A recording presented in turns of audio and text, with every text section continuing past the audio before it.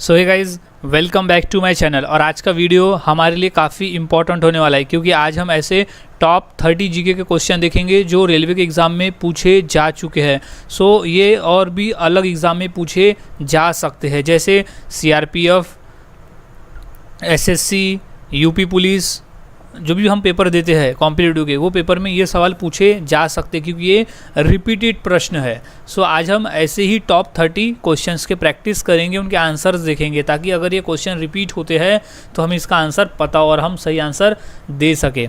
और हाँ गाइज, अगर आप चैनल पे नए होंगे तो इसे सब्सक्राइब करना न भूलें ताकि मैं ऐसे ही वीडियोज़ आपके लिए लाता रहूँ। सो गाइज, अब शुरू करते हैं अपनी वीडियो की। हमारा जो सबसे पहला प्रश्न है वो है, भारतीय अर्थव्यवस्था की मुद्रा कौन सी है। यानी यहाँ बोलने का मतलब है कि भारतीय करेंसी का नाम क्या है, कौन मुद्रा का नाम क्या है। इसका जो राइट आंसर हो जाएगा वो है डी, रुपया। रुपया जो है वो भारतीय अर्थव्यवस्था की मुद्रा का नाम है, रुपया। इंपॉर्टेंट प्रश्न है रुपया। इसे याद में रखना है, ये रेलवे के एग्जाम में पूछा जा चुका है, तो ये इंपॉर्टेंट प्रश्न है रुपया। अगला सवाल है, पृथ्वी का निकटतम ग्रह कौन सा है। काफ़ी इंपॉर्टेंट प्रश्न है गाइज, इसे याद में रखना है। इसका जो राइट आंसर है वो है डी, शुक्र ग्रह है जो वो पृथ्वी के निकट है। ये प्रश्न पूछा गया था यूपी पुलिस के एग्जाम में कि पृथ्वी का निकटतम ग्रह कौन सा है।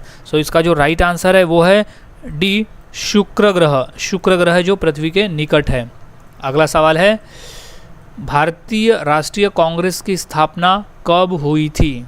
इंपॉर्टेंट प्रश्न है ये, एसएससी के एग्ज़ाम और रेलवे के एग्ज़ाम में आ चुका है। इसका जो राइट आंसर है वो है ए, 1885 में भारतीय राष्ट्रीय कांग्रेस की स्थापना हुई थी। तो याद रखें 1885।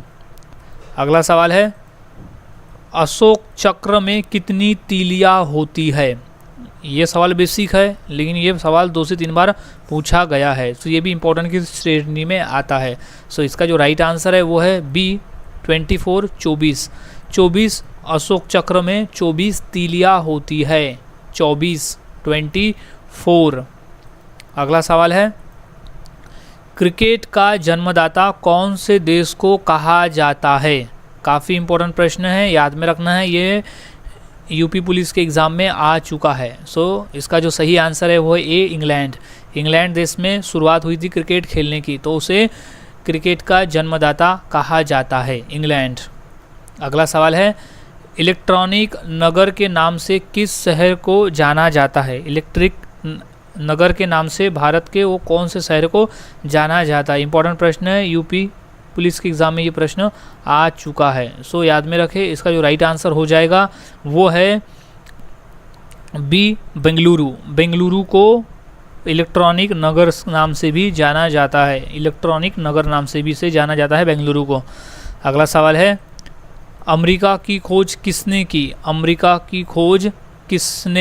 की। तो इसका जो राइट आंसर हो जाएगा वो है सी, कोलंबस ने की थी। अमेरिका की खोज कोलंबस ने की थी, और जबकि भारत की खोज वास्को दी गामा ने किया था। राइट आंसर है इसका कोलंबस, अमेरिका की खोज।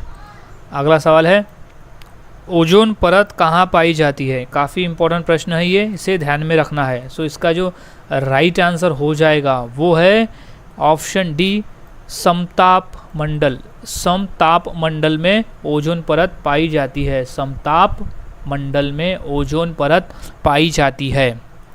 अगला सवाल है, मोनालिसा का सुप्रसिद्ध चित्र किसने बनवाया था। इंपॉर्टेंट प्रश्न है गाइज, ये यूपी पुलिस और सीआरपीएफ के पेपर में ये प्रश्न पूछा जा चुका है। मोनालिसा का चित्र किसने बनवाया था। इंपॉर्टेंट प्रश्न है, इसका आंसर हो जाएगा option C, Leonardo da Vinci चित्रकार थे जिन्होंने मोनालिसा का सुप्रसिद्ध चित्र बनवाया था। अगला सवाल है, भारत सेवक समाज की स्थापना किसने की थी। इंपॉर्टेंट है, ये रिपीटेड प्रश्न है यूपी पुलिस में।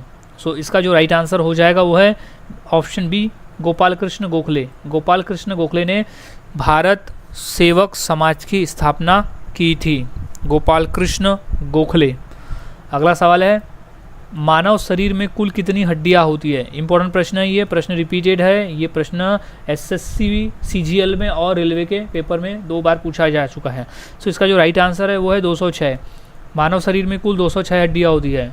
मानव शरीर में कुल 206 हड्डियाँ होती है, लगभग 206 हड्डियाँ होती है।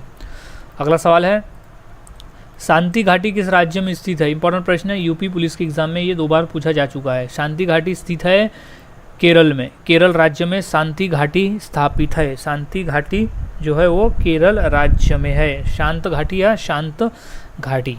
अगला सवाल है, WTO का मुख्यालय कहाँ है? WTO यानी होता है वर्ल्ड ट्रेड ऑर्गेनाइजेशन, यानी विश्व व्यापार संगठन। कहाँ है इसका मुख्यालय, कहाँ है? तो इसका जो राइट आंसर है वो है बी, जेनेवा। जेनेवा में। इंपॉर्टेंट प्रश्न है ये, एसएससी के पेपर में आ चुका है।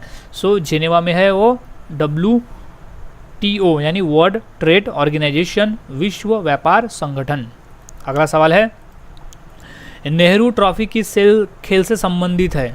इंपॉर्टेंट प्रश्न है, वो कौन सा खेल है जिसको जीतने पर नेहरू ट्रॉफी दिया जाता है? तो इसका जो राइट आंसर है वो है सी, फुटबॉल। फुटबॉल से नेहरू ट्रॉफी फुटबॉल से संबंधित है। फुटबॉल खेल में नेहरू ट्रॉफी दिया जाता है, याद में रखिए। अगला सवाल है, सूर्य के सबसे निकट कौन सा ग्रह है? इंपॉर्टेंट प्रश्न है ये, प्रश्न यूपी पुलिस में और रेलवे में पूछा जा चुका है कि सूर्य के सबसे निकट कौन सा ग्रह है। सो इसका जो राइट आंसर हो जाएगा वो है बी, बुध ग्रह। बुध ग्रह जो है वो सूर्य के सबसे नज़दीक वाला ग्रह है। बुध ग्रह जो है वो सूर्य के सबसे नज़दीक वाला ग्रह है, याद में रखे इसे, इम्पोर्टेंट है। अगला सवाल है, महात्मा गांधी का राजनीतिक गुरु कौन था? इंपॉर्टेंट प्रश्न है ये, महात्मा गांधी का राजनीतिक गुरु कौन था? यानी महात्मा गांधी किससे अपना राजनीतिक गुरु मानते थे? सो इंपॉर्टेंट प्रश्न है ये, प्रश्न रिपीटेड है यूपी पुलिस में, एलआईसी के पेपर में और एसएससी के पेपर में भी ये प्रश्न आ चुका है। सो इसका जो राइट आंसर हो जाएगा वो है बी, गोपाल कृष्ण गोखले। गोपाल कृष्ण गोखले को महात्मा गांधी अपना राजनीतिक गुरु मानते थे। So right answer is Gopal Krishna Gokhale. Gopal Krishna Gokhale is right answer.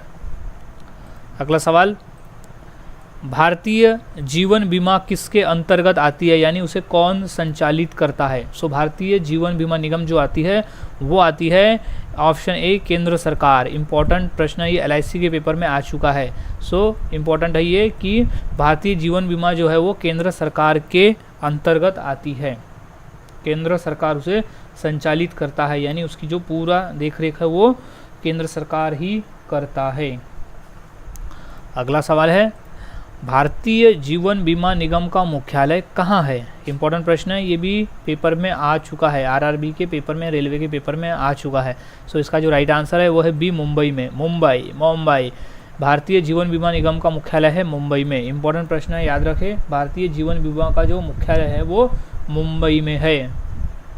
अगला सवाल है, भारतीय रिजर्व बैंक का मुख्यालय कहाँ है? इंपॉर्टेंट प्रश्न है ये, भारतीय रिजर्व बैंक का मुख्यालय कहाँ है? सो इसका जो राइट आंसर हो जाएगा वो है बी, मुंबई। भारतीय रिजर्व बैंक का जो मुख्यालय है वो मुंबई में है। इंपॉर्टेंट प्रश्न है, मुंबई भारतीय रिजर्व बैंक का मुख्यालय है मुंबई में। अगला सवाल है, भारतीय वायुसेना का नियंत्रण कौन करता है? इंपॉर्टेंट प्रश्न है ये, भारतीय वायुसेना का नियंत्रण कौन करता है? सो इसका जो राइट आंसर है वो है डी, वायुसेना महानिदेशक। वायुसेना महानिदेशक जो है वो भारतीय वायुसेना का नियंत्रण करता है। इंपॉर्टेंट प्रश्न है, इसे ध्यान में रखना है कि वायुसेना का नियंत्रण जो करता है वो करता है वायुसेना महानिदेशक। अगला सवाल है, भारतीय वायुसेना का मुख्यालय कहाँ स्थित है? भारतीय वायुसेना का मुख्यालय कहाँ है? गाइस काफ़ी इंपॉर्टेंट है ये प्रश्न, यूपी पुलिस में और बिहार में जो एग्ज़ाम होते हैं वहाँ पे पूछा गया था, और एसएससी के पेपर में भी आया है, आरआरबी के पेपर में भी ये पूछा गया है कि वायुसेना का मुख्यालय कहाँ स्थित है। सो इससे काफ़ी इंपॉर्टेंट कर ले, क्योंकि ये प्रश्न पूछा जाता है, एसएससी के पेपर में भी ये प्रश्न पूछा गया था। सो इसका जो राइट आंसर है वो है सी, नई दिल्ली। नई दिल्ली में भारतीय वायुसेना का मुख्यालय है, नई दिल्ली में, याद रखें, नई दिल्ली